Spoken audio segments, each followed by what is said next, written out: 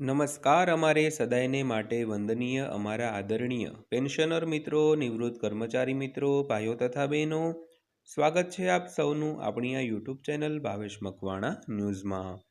તો મિત્રો, આજના વિડીયોમાં આપણે વાત કરશું વધતી જતી મોંઘવારી અને જીવન જરૂરી ખર્ચાઓને ધ્યાનમાં લઈને આજરોજ તારીખ 22/12/2025ની સાંજે પેન્શનરો માટે લેવાયો છે મહત્વપૂર્ણ નિર્ણય। તો મિત્રો, શું નિર્ણય લેવાયો છે? તો ચાલો જાણીએ આજના વિડીયોમાં વિગતવાર।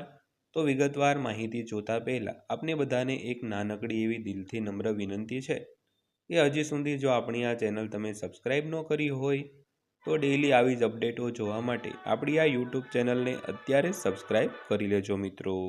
તો શરૂ કરીએ આજનો વિડીયો। તો સૌથી પહેલાં વાત કરીએ તો દેશના 11.9 મિલિયન કર્મચારીઓ માટે એક મોટું અપડેટ આવ્યું છે। તો પગાર વધારાને પુષ્ટિ આપવામાં આવી છે। તો વધુમાં નવા પગાર પંચને લગતા તમામ પ્રશ્નોના જવાબ પણ આપવામાં આવ્યા છે। તો નવા પગાર પંચની રચના કરવામાં આવી છે અને રિપોર્ટ હવે તૈયાર થઈ રહ્યો છે। તો 8મા પગાર પંચ અંગે કર્મચારીઓના પ્રશ્નોના જવાબ આપવામાં આવ્યા છે। તો ટીમે તેમના પ્રશ્નોના વિગતવાર જવાબો તૈયાર પણ કર્યા છે। તો ચાલો આ બધા જ પ્રશ્નોના જવાબો વિગતવાર વાત કરીએ મિત્રો। તો સૌથી પહેલાં વાત કરીએ તો શું પેન્શનરોને લાભ મળશે? તો આજનો આ પહેલો પ્રશ્ન છે તેની વાત કરીએ તો શરતોના અમલ પછી કર્મચારીઓના મનમાં પહેલો પ્રશ્ન એ આવ્યો કે શું તેમના નવા પગાર પંચ હેઠળ પેન્શન લાભો પણ મળશે? તો સરકારે સ્પષ્ટતા કરી છે કે નિવૃત્ત કર્મચારીઓ માટે પેન્શન સુધારણા પણ પહેલાંની જેમ જ કરવામાં આવશે। તો સરકારે જાન્યુઆરી 2025માં નવા પગાર પંચને મંજૂરી આપી હતી, પરંતુ તેની રચના નવેમ્બરમાં જ થઈ ગઈ હતી।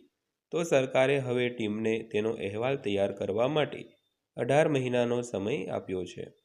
તો આ પછી સરકાર એક રિપોર્ટ પર નિર્ણય લેશે। પગાર પંચ તેનું કામ શરૂ કરી દીધું છે મિત્રો। ત્યારબાદ જોઈએ તો તેનો અમલ ક્યારે થશે? તો નવા પગાર પંચના અમલીકરણની કોઈ સત્તાવાર તારીખ નથી। તો સરકારે જવાબ આપ્યો છે કે નવા પગાર પંચના અમલીકરણની તારીખ અંગે મંત્રી પંકજ ચૌધરીએ જણાવ્યું હતું કે રિપોર્ટ જાહેર થયા પછી નિર્ણય લેવામાં આવશે। તો જો કર્મચારીઓના પગાર અને પેન્શનમાં વધારો કરવામાં આવે તો ચોક્કસપણે પૈસાની જરૂર પડશે।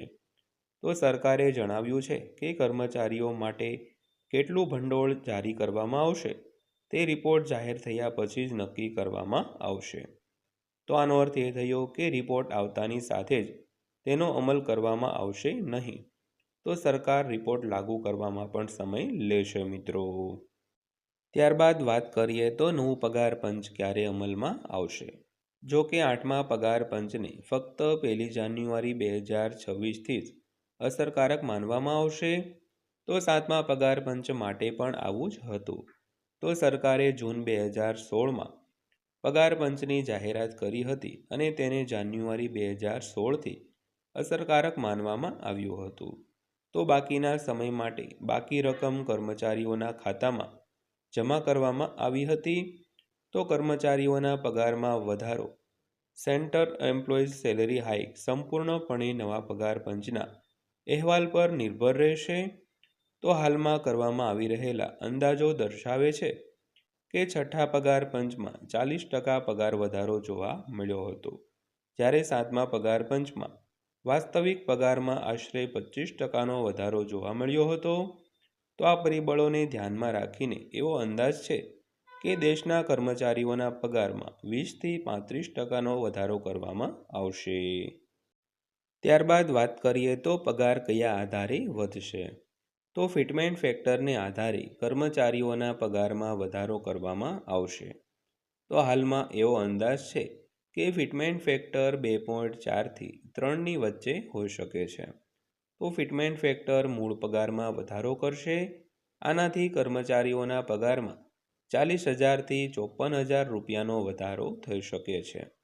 તો આનાથી 6.9 મિલિયન કેન્દ્રીય પેન્શનરો અને 5 મિલિયન કેન્દ્ર સરકારના કર્મચારીઓને ફાયદો થશે મિત્રો। ત્યારબાદ જોઈએ તો મોંઘવારી ભથ્થું શું છે? એટલે કે મોંઘવારી ભથ્થાનું શું થશે? તો કર્મચારીઓ નવા પગાર પંચ હેઠળ તેમના મોંઘવારી ભથ્થા એટલે કે ડીએ હાઇકનું શું થશે તે અંગે પ્રશ્ન કરી રહ્યા છે.